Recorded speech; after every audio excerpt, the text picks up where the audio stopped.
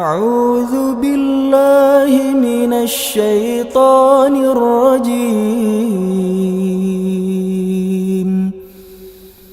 بسم الله الرحمن الرحيم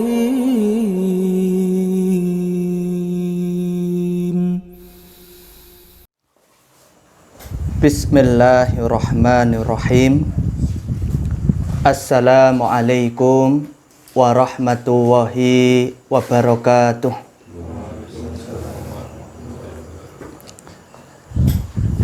Innal hamdalillah nahmaduhu wa nasta'inuhu wa nastaghfiruh wa na'udzu billahi min sururi anfusina wa min sayyiati a'malina.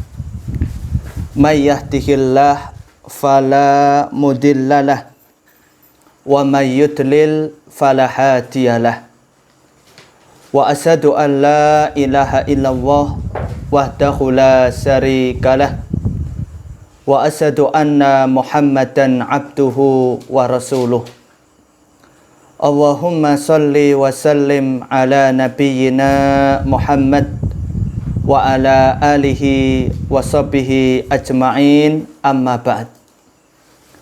Allahumma innana as'aluka ilman nafi'a wa na'udzubika min ilmin la yanfa'.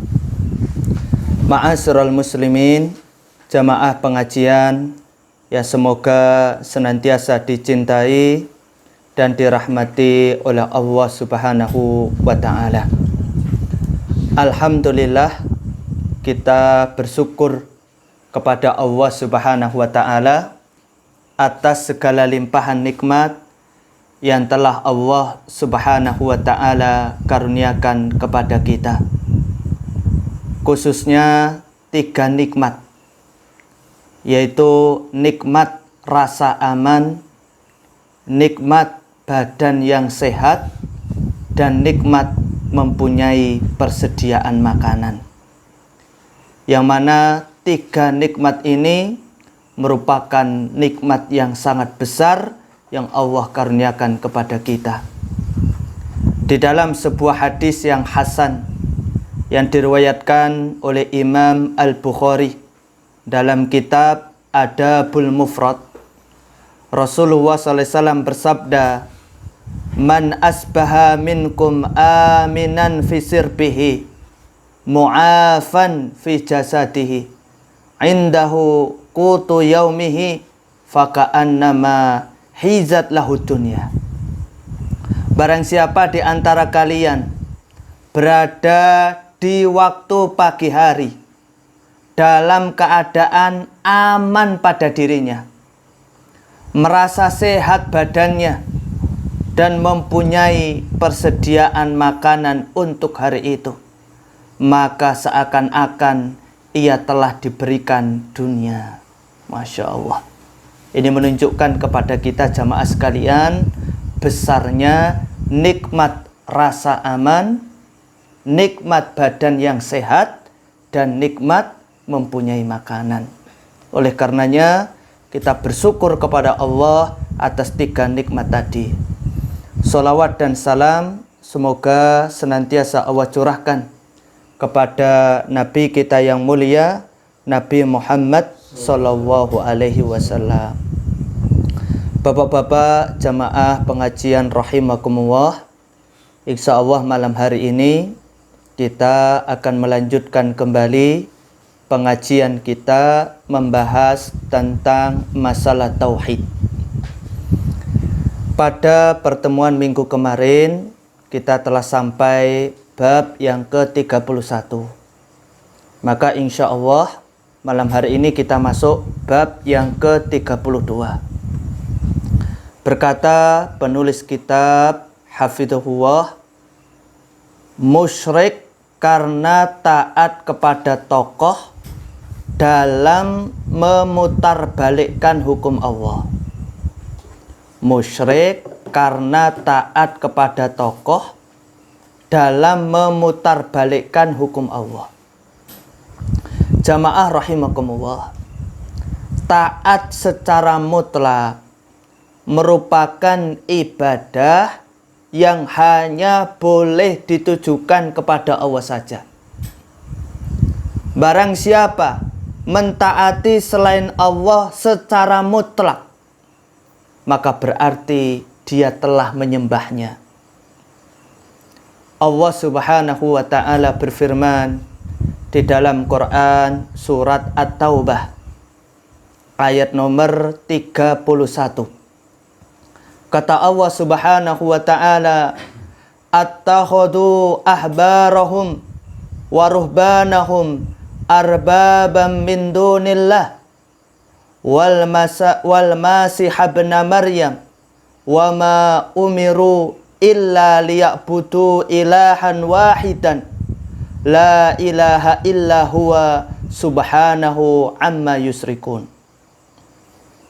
Mereka menjadikan orang-orang alim dan rahib-rahib mereka sebagai sesembahan selain Allah. Dan juga mereka mempertuhankan Al-Masih putra Maryam. Padahal mereka hanya disuruh menyembah sesembahan yang Maha Esa. Tidak ada sesembahan yang berhak disembah selain Dia. Maha suci Allah dari apa yang mereka persekutukan. Berkaitan dengan ayat ini disebutkan di dalam hadis riwayat Imam At-Tirmizi dari sahabat Adi bin Hatim radhiyallahu anhu, bahwa beliau mendengar Nabi SAW membaca firman Allah Subhanahu wa ta'ala dalam Quran surat At-Taubah ayat 31, yaitu attakhadhu ahbarahum wa ruhbanahum arbabam min dunillah. Mereka, yaitu ahlul kitab Yahudi dan Nasrani, menjadikan orang-orang alim dan rahib-rahib mereka sebagai sesembahan selain Allah. Sahabat Adi bin Hatim ketika mendengarkan ayat ini protes kepada Nabi SAW. Kata sahabat Adi bin Hatim, sungguh kami tidaklah menyembah mereka. Karena Adi bin Hatim ini sebelum masuk Islam itu agamanya Nasrani. Kemudian Nabi SAW bertanya, alaisa yuharrimuna ma ahalallah fatuharrimunahu wa yahilluna ma haramallah fatahillunahu. Tidakkah mereka mengharamkan apa yang telah dihalalkan Allah, lalu kamu pun mengharamkannya? Jadi maksudnya ketika orang-orang alim dan rahib-rahib mereka itu mengharamkan apa yang dihalalkan Allah, maka mereka itu pun ikut mengharamkan apa yang telah dihalalkan Allah. Dan tidaklah mereka itu menghalalkan apa yang telah diharamkan Allah, lalu kamu pun menghalalkannya. Jadi ketika alim-alim ahli kitab, rahib-rahib ahli kitab itu menghalalkan apa yang telah Allah haramkan, maka mereka pun juga ikut menghalalkan apa yang telah Allah haramkan. Maka Adi bin Hatim jujur dengan mengatakan, bala, iya. Maka Nabi mengatakan, ibadatuhum, itulah bentuk penyembahan kepada mereka. Kemudian dijelaskan oleh penulis di sini, ayat dan penjelasan Nabi SAW di atas menunjukkan bahwa orang yang taat kepada selain Allah dan Rasulnya, serta menjadikan Al-Quran dan Sunnah sebagai landasan, serta tidak menjadikan Al-Quran dan As-Sunnah sebagai landasan hidupnya, sehingga dia mentaati selain Allah dalam mengharamkan sesuatu yang Allah halalkan atau menghalalkan sesuatu yang Allah haramkan, maka dia telah beribadah kepadanya. Jadi kalau ada misalnya seseorang yang dianggap ustadz atau dianggap ulama mempunyai pendapat bahwasannya zina itu halal. Kan beberapa bulan yang lalu pernah ada seorang ilmuwan, ya, dikatakan ilmuwan di salah satu universitas yang menghalalkan zina. Ini berarti orang tersebut dia telah menghalalkan sesuatu yang telah Allah haramkan. Maka orang-orang yang mengikuti dia berarti telah menyembahnya. Subhanallah. Kemudian dijelaskan pula, taat kepada selain Allah dalam perbuatan maksiat juga berarti telah menjadikan yang diikutinya tersebut sebagai sesembahan dan menjadikannya sebagai sekutu bagi Allah. Jadi kalau seseorang taat kepada selain Allah dalam hal untuk melakukan perbuatan maksiat, berarti orang tersebut juga telah menjadikan seseorang tersebut sebagai tandingan bagi Allah. Perbuatan demikian, yaitu menghalalkan apa yang Allah haramkan atau mengharamkan apa yang Allah halalkan, merupakan pembatal tauhid.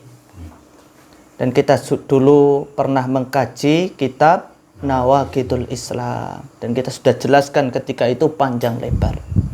Sebagaimana yang terdapat dalam firman Allah dalam Quran surat Ali Imran ayat nomor 80, Allah berfirman, "Wala ya'murakum an tattahidul malaikata wan nabiyyin arbaban aya'murukum bil kufri ba'da id antum muslimun." Dan tidak wajar pula baginya menyuruhmu menjadikan malaikat dan para nabi sebagai Tuhan. Apakah patut dia menyuruhmu berbuat kekafiran di waktu kamu sudah menganut agama Islam? Kemudian juga di sini dibawakan dalil Quran surat Asy-Syura ayat nomor 21. Allah Ta'ala berfirman, "Am lahum suraka'u syara'u lahum minad din ma lam ya'dhan bihillah walaula kalimatu fadli laqudiyal bainahum wa innadh dhalimina lahum adzabun alim." Apakah mereka mempunyai sesembahan-sesembahan selain Allah yang mensyariatkan untuk mereka agama yang tidak diizinkan Allah? Sekiranya tidak ada ketetapan yang menentukan dari Allah, tentulah mereka telah dibinasakan. Dan sesungguhnya orang-orang zalim itu akan memperoleh azab yang sangat pedih. Kemudian di sini diterangkan bahwasannya taat kepada selain Allah dalam bermaksiat kepada Allah dapat mendatangkan bencana, baik di dunia maupun di akhirat. Ini perlu kita camkan betul-betul jamaah sekalian, bahwasanya taat kepada selain Allah dalam bermaksiat kepada Allah dapat mendatangkan bencana, musibah, malapetaka di dunia maupun di akhirat. Oleh karenanya kita tidak boleh taat kepada siapapun dalam rangka bermaksiat kepada Allah. Sebuah contoh misalnya, kita punya bos, punya juragan, ya kan, menyuruh kita meninggalkan sholat Jumat agar produksi bisnisnya semakin besar, tidak terganggu dengan ibadah sholat Jumat. Maka tidak boleh kita taat. Walaupun risikonya harus dipecat, nggak apa-apa. Dunia ini sepele. Dunia sepele.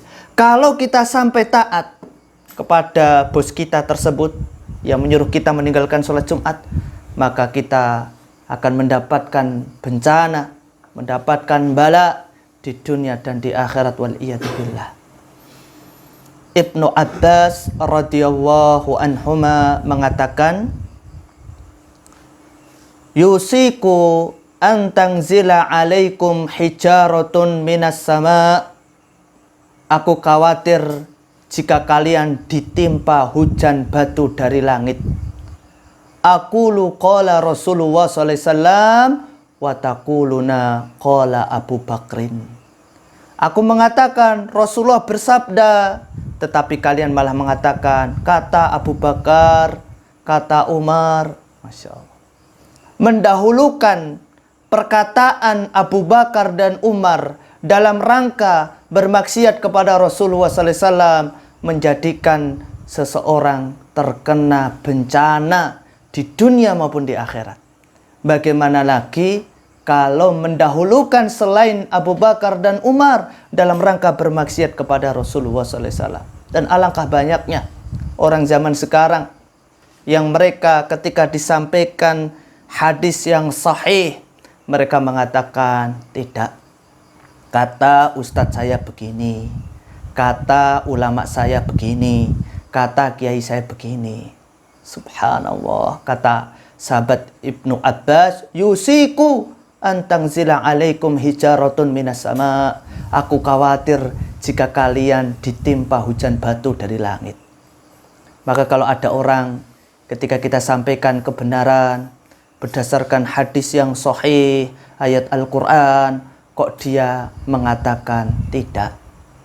Menurut ustadz saya begini, kita katakan yusiku antang zila alaikum hijaratun minas sama. Aku khawatir jika kalian ditimpa hujan batu dari langit.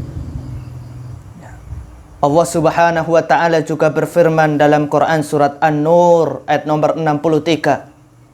Kata Allah taala, "Falyahdharil ladzina yukhalifuna an amrihi an tusibahum fitnah aw yusibahum adabun alim." Maka hendaklah orang-orang yang menyalahi perintah Rasul takut akan ditimpa fitnah atau ditimpa adab yang pedih. Dijelaskan dalam kitab Syarah Ushulus Tsalatsah, kata Syekh Muhammad bin Shalih Al-Utsaimin, yang dimaksud fitnah di dalam ayat ini adalah kesyirikan.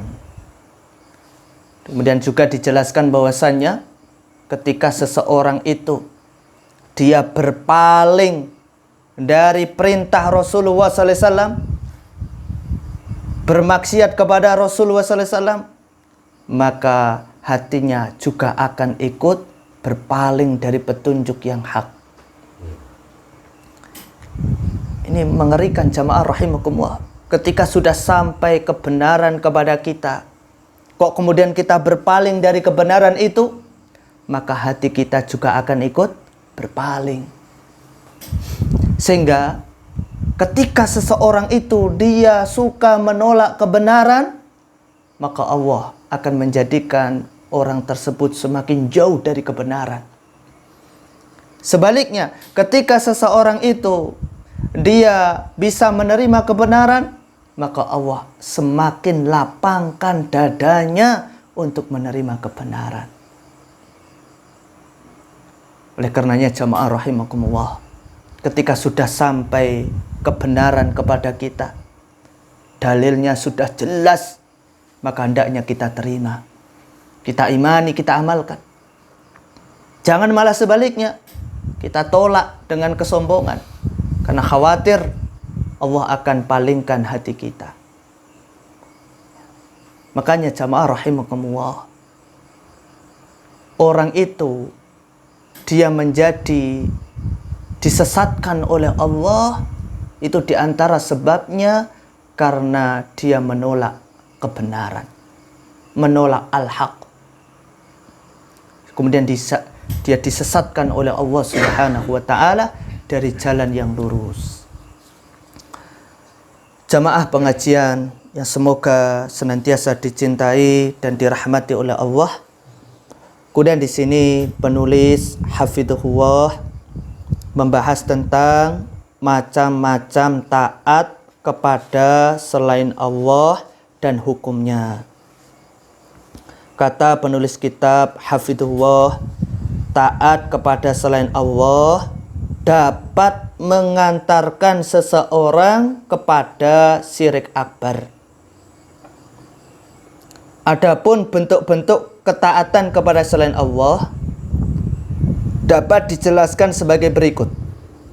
Yang pertama, taat kepada selain Allah Subhanahu wa ta'ala dalam ketaatan kepada Allah. Maka hukumnya boleh, bahkan menjadi keharusan baginya. Contoh, istri kita nyuruh kita sholat berjamaah.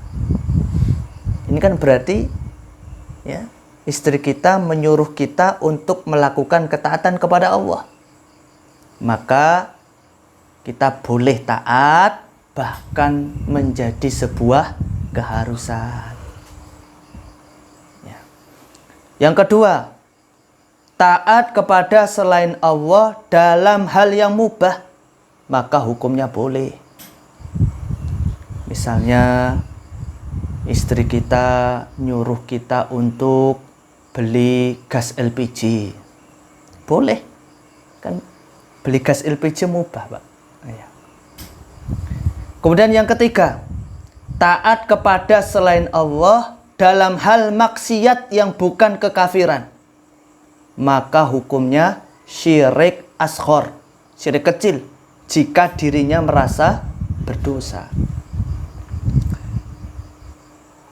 Contohnya tadi, Pak, kita punya majikan, yang majikan kita nyuruh kita meninggalkan sholat Jumat ya, demi memperlancar produksi bisnisnya. Kemudian kita taat kepada majikan kita itu dan kita merasa berdosa. Nah, ini berarti kita telah melakukan syirik asghar, syirik kecil. Dan syirik kecil ini dosa besar. Sehingga taat kepada selain Allah dalam hal maksiat yang bukan kekafiran, hukumnya syirik asghar. Yang keempat, taat kepada selain Allah dalam hal maksiat yang bukan kekafiran, namun hatinya merasa ridho, tidak merasa berdosa, maka hukumnya syirik akbar. Kayak tadi, ketika majikannya nyuruh untuk meninggalkan sholat Jumat, dia ridho, ya, dan dia nggak merasa berdosa dengan meninggalkan sholat Jumat itu, maka ini syirik akbar dan berlaku kepadanya ancaman-ancaman bagi orang melakukan syirik akbar. Dia kalau mati belum tobat, kekal di neraka, amal ibadahnya dihapus oleh Allah. Kalau dia mati belum tobat, maka Allah tidak mengampuninya. Allahu Akbar. Kemudian yang kelima, taat kepada selain Allah dalam hal yang merupakan kekufuran, maka hukumnya syirik akbar. Seperti misalnya ada orang nyuruh kita mencaci maki Nabi Muhammad SAW, kemudian kita taat. Nah, ini termasuk perbuatan yang hukumnya syirik akbar, karena mencaci maki Nabi Muhammad SAW termasuk kekufuran. Ya. Kemudian di sini juga dijelaskan tentang rincian hukum mentaati ulama. Jamaah rahimakumullah, karena ulama adalah manusia biasa, bukan Allah, maka hukum taat kepadanya itu seperti yang telah disebutkan perinciannya tadi. Ya. Kalau ulama tersebut memerintahkan kita untuk taat kepada Allah, maka hukumnya boleh, bahkan menjadi sebuah keharusan. Tapi kalau seandainya ada ulama yang menyuruh kita berbuat maksiat yang bukan kekafiran, kok kemudian kita taat, maka hukumnya syirik asghar, dan seterusnya. Perinciannya kayak di atas tadi. Akan tetapi terdapat beberapa tambahan penting yang patut diperhatikan. Yang pertama, jika dia taat kepada ulama dalam bermaksiat, namun dia tidak tahu kalau hal itu merupakan bentuk kemaksiatan, maka dia tidak berdosa apabila telah berusaha untuk bertakwa namun memiliki keterbatasan dalam ilmu. Dan tetap berdosa jika dia malas untuk menuntut ilmu, padahal memungkinkan baginya untuk menuntut ilmu tersebut. Misalnya, dia ini sudah menuntut ilmu agama, sudah berusaha ngaji, akan tapi qadarullah dia itu ketemu dengan ustadz yang mengatakan bahwasannya musik itu boleh, tidak haram. Akhirnya dia suka mendengarkan musik. Jadi dia nggak tahu kalau mendengarkan musik itu hukumnya haram. Maka dia tidak berdosa, karena dia sudah bertakwa, berusaha menuntut ilmu, namun karena keterbatasannya. Namun kalau dia malas, berdosa. Yang kedua, jika dia membela pendapat ulama yang salah dan ridho, padahal dia mengetahui bahwa hal itu adalah kebatilan, maka dia kafir karena telah menghalalkan yang haram atau mengharamkan yang halal. Seperti mungkin ada orang yang diulamakan yang berfatwa bahwasanya nikah sesama jenis boleh, dan dia sudah tahu nikah sama jenis nggak boleh, tapi dia bela, ya kan? Dia ridho. Nah, ini maka ini termasuk kekafiran. Kemudian yang ketiga, jika dia mengikuti pendapat ulama secara membabi buta karena kecintaannya kepada tokoh tersebut, maka dia tidak mendapatkan pahala jika diikutinya benar dan berdosa jika diikutinya salah. Dan ini banyak, Pak. Banyak orang itu dia mengikuti pendapat ulamanya secara membabi buta. Saking cintanya sama tokoh tersebut, pokoknya apapun yang disampaikan ulama saya pasti benar, saya ikuti. Wah, ini subhanallah. Kemudian di sini penulis kitab Hafidhullah menjelaskan tentang menghalalkan yang Allah Subhanahu wa taala haramkan dan mengharamkan yang Allah Subhanahu wa taala halalkan. Jamaah rahimakumullah, para ulama itu bukan manusia yang maksum, terbebas dari kesalahan. Nggak ada. Ulama kok yang maksum itu nggak ada. Ustadz yang maksum nggak ada. Maksum itu terbebas dari kesalahan, nggak pernah salah. Yang maksum, yang nggak pernah salah, hanya para nabi. Sehingga sangat memungkinkan jika fatwa para ulama itu terkadang salah. Ini perkara yang penting yang perlu kita pahami. Bisa jadi ada sebagian fatwa para ulama itu salah, sehingga dia terjatuh dalam penghalalan yang Allah haramkan dan mengharamkan yang Allah halalkan. Maka hukum bagi mereka yang terjatuh dalam kasus seperti ini dapat dirinci. Yang pertama, jika dia telah berusaha untuk bertakwa kepada Allah dan dia adalah seorang mujtahid, namun tergelincir sehingga melakukan kesalahan, maka kesalahannya dimaafkan, bahkan mendapatkan pahala karena dia telah bersungguh-sungguh dalam bertakwa kepada Allah sesuai dengan batas kemampuannya. Kemudian yang kedua, jika dia sengaja mengubah hukum Allah, maka dia telah kafir karena telah mensejajarkan antara dirinya dengan Allah sebagai pembuat syariat. Oleh karenanya jamaah rahimakumullah, karena kita ini bukan ulama, kita ini para penuntut ilmu, maka kita harusnya lebih hati-hati dalam masalah menyimpulkan sebuah hukum.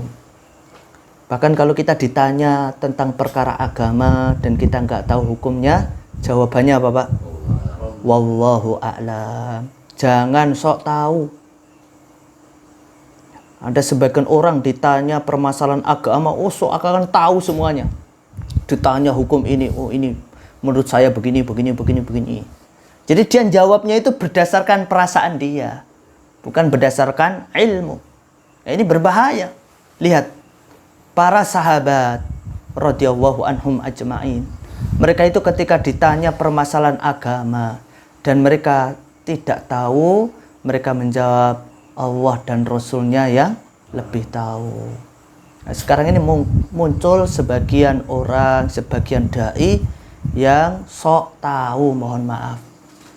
Jadi ditanya permasalahan agama apapun dia jawab. Ya, maka kalau kita mau menyimpulkan sebuah hukum, ditanya sebuah hukum, hati-hati. Kalau kita masih ragu, mending nggak usah jawab. Selamat kita, selamat. Ya, demikian pengajian kita dari pembahasan tentang masalah tauhid. Alhamdulillah, atas taufik dari Allah, kita telah menyelesaikan bab yang ke-32. Insya Allah minggu depan kita masuk bab yang ke-33.